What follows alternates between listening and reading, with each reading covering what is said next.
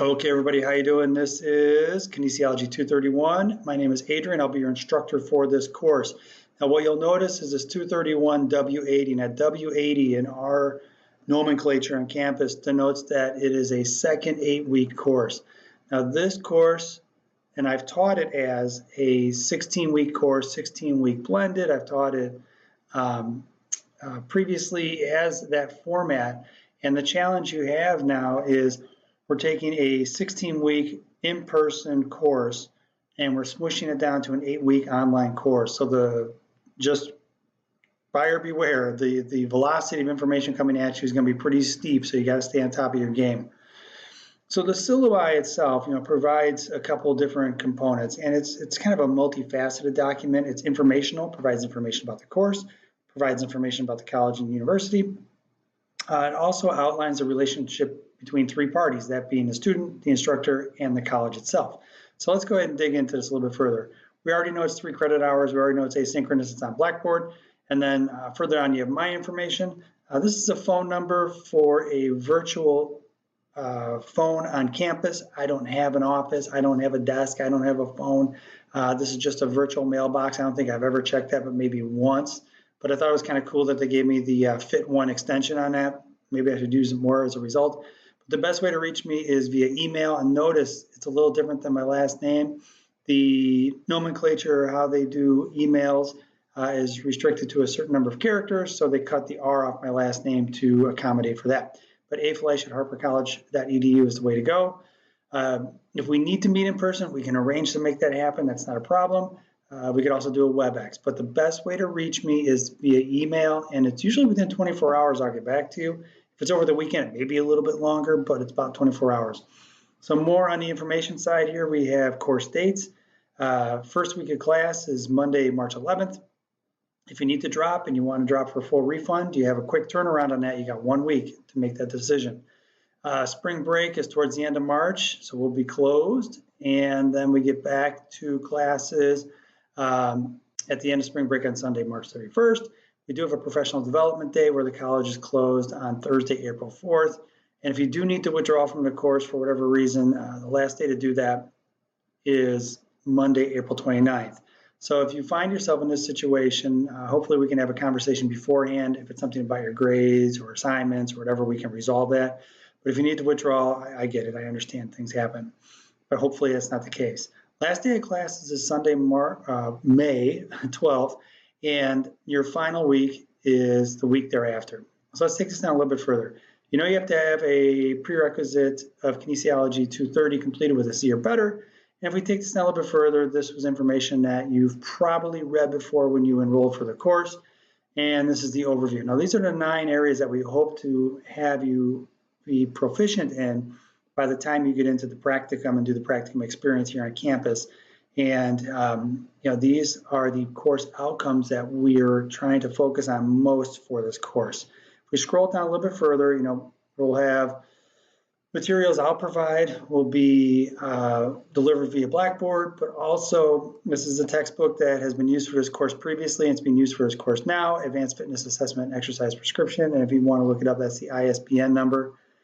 Through Human Kinetics. Everything through Blackboard, we know that. Now this is the important part, right?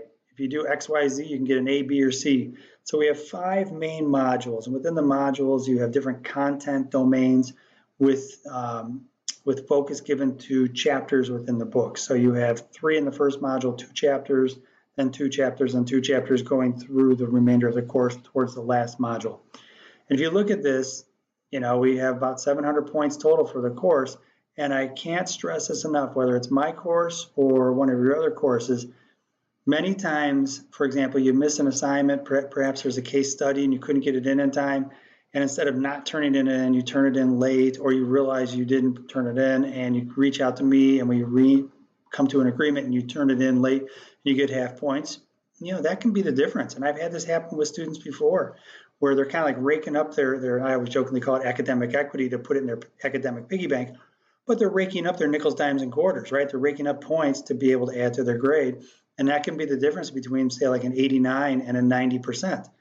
And that can be the difference between a B and an A. And that, my friends, can be the difference between perhaps getting a scholarship and not getting a scholarship. So the academic equity component of raking up your nickels, dimes, and quarters in terms of points could actually equate to real dollars. So to that end, stay on top of your assignments and stay on top of your grades. And if you do miss something, definitely reach out. We can come to some agreement for you to get some points out of that deal. And hopefully everybody ends up with an A in the course. That's my hope. So guys, this is going to be fast. There's going to be a lot of information. And there's times where you're going to go through a trough of despair and it's going to seem like it's taking forever, but man, all of a sudden you'll turn around and it'll be 7 weeks in. So don't wait till the end of the term to clear up any assignments. This holds true with my course or other courses. If you're reaching out to me or your English professor or your psychology professor in the first week of May, forget it. We're already planning next term. So you got to stay on top of your grades early on. Now, category descriptions, you can look through this and kind of break out the different descriptions from above and have a better understanding of what each of those are. We'll take this down a little bit further. Grading policies, this is informational regarding with grading, and if you're going to have a late assignment, we can make arrangements, or if you miss one, what can happen in terms of having half credits for your points. So further down, now we get into course culture, and this is kind of a universal part of the document across the campus, so you should have read this before in terms of behavioral expectations in class. We'll end up having some course content that's delivered online, and you guys will interact online. And, you know, being a cyberbully is not the way to go. You can absolutely, when questioning one of your classmates regarding a workout or their post, and in your response, you can question. And remember, we're always trying to attack the issue, never the person. If you operate with that mindset, you won't have a problem. Now, if we look at this a little bit further down, the college also outlines what academic dishonesty is, student code of conduct as relates to that, equal opportunity statement for gender and racial issues within education itself. So to that end, guys, you have these things in place through the college. And the other area I always like to point out is this: student resources. Now, with student resources, if you have like an IEP and you need extended testing time, or a test read to you, I would have already received an email from ADS. So don't worry about that. That happens behind the scenes without a problem. But as you scroll further down, you start talking about the library, and you go into the library, and I've used them many times to source information for my classes. And boy, talk about people who are really sharp in terms of like library sciences. You have people with doctorates in library science who are in the library, and they are sharp when it comes to being able to source information. Whether it's computer issues, if you need to get to the computer lab, or you need help in the writing center or tutoring center. I've used the writing center for some of my own stuff on campus here. They're wonderful. They're amazing in terms of their tutoring and being super helpful. So, this is where the resource side of this document comes into place. Now, if you ever find yourself in a situation where you have different challenges outside of here, or you're overwhelmed, etc., I always stress this, you need not ever suffer in silence. We have resources in place. And part of that is, as an instructor, I've had students come to me and express they're having challenges, they're having trouble in classes, something's going on at home. As an instructor, I can create what's called a starfish. And that starfish sends a message out to everybody in your orbit. And that includes, say, like your academic advisor, your other instructors, that, John Smith is having some trouble with a family member at home. They've had to go to the hospital for some emergency surgery. Can we find some way to give them a little bit of grace on their assignments? That's a very real email I've sent previously. So realize, you have a support structure, kind of a net in place. And part of it is psychological services, and part of it is starfish that we initiate on our end. If we scroll further down, oh man, I hope this never comes to this, but if you have issues on campus where you have harassments or different types of threat, we can have a Harper Early Alert team as part of that program, but also if it escalates, we go into the Harper College Police. I'm going to scroll this down a little bit further and get into the outline for the course and the course schedule itself.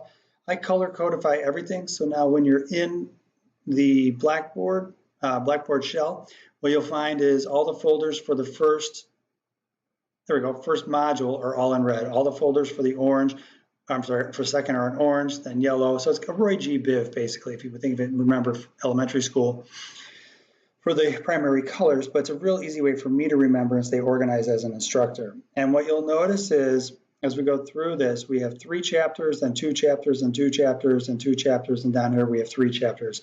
And the purpose behind that is the way the book is laid out.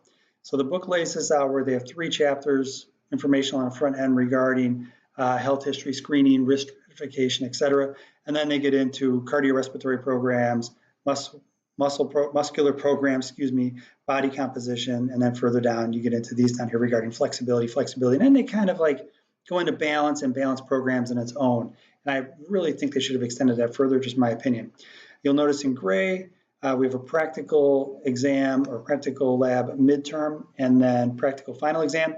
Those were originally designed to be in person, and I'll be working diligently to come up with a way for us to do those remotely, but don't be worried, we'll go ahead and get that taken care of. So to that end, guys, I look forward to a great semester.